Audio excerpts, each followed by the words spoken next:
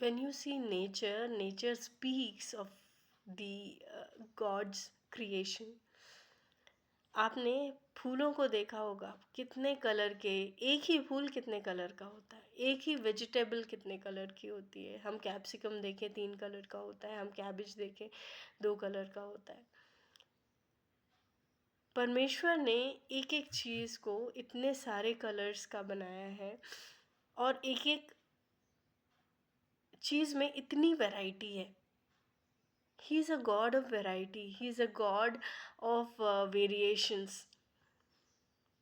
तो आपकी लाइफ में अगर आपको लगता है कि एक चीज़ काम नहीं करी है और वो इस तरीके से होती थी तो इस तरीके से ही होनी चाहिए, तो आप उसको लिमिट कर रहे हो, आप अपने परमेश्वर को लिमिट कर रहे हो।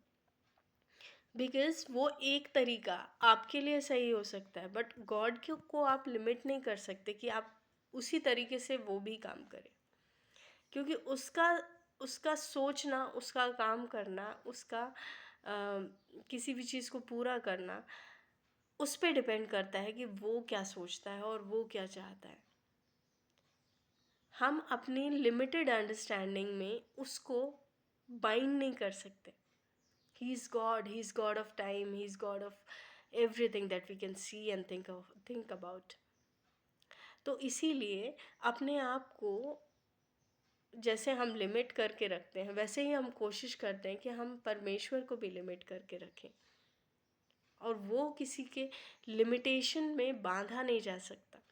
हाँ, ज़रूर अगर आप उसको लिमिट करोगे तो वो आपकी लाइफ में काम नहीं कर पाएगा, और वो हम कर सकते हैं, वो हम अपनी छोटी सोच से, छोटे विश्वास से कर सकते हैं और करते भी हैं। इसीलिए लाइफ में हमारी बहुत सारी चीज़ें पूरी नहीं हो पा रही, क्योंकि हमारा विश्वास छोटा है। बाइबल में लिखा हुआ है कि वो गांव में विश्वास की कमी के कारण काम नहीं कर पाया। ऐसा नहीं है कि वो करना नहीं चाहता था, करना चाहता था वो। जो उसने मरे हुओं को जिलाया, जो उसने कोढ़ियों को चंगा किया, जो उसने हज़ारों लोगों को खिलाया 5 रोटी और 2 मछली से, वो चाहता था कि वो उस गांव में भी करे, बट लोगों के विश्वास की कमी की वजह से वो नहीं कर पाया। तो आप में वो सामर्थ्य है, आपके विश्वास में वो सामर्थ्य है कि जो चीज़ वो नहीं कर रहा है, वो आपका विश्वास उससे करा सकता है। और अगर वो कुछ करना चाह रहा है तो आपका विश्वास उसको उस काम को करने से रोक भी सकता है। तो इसीलिए हमेशा ध्यान रखें कि आपका विश्वास किस तरीके का है, क्योंकि दैट इज़ द की।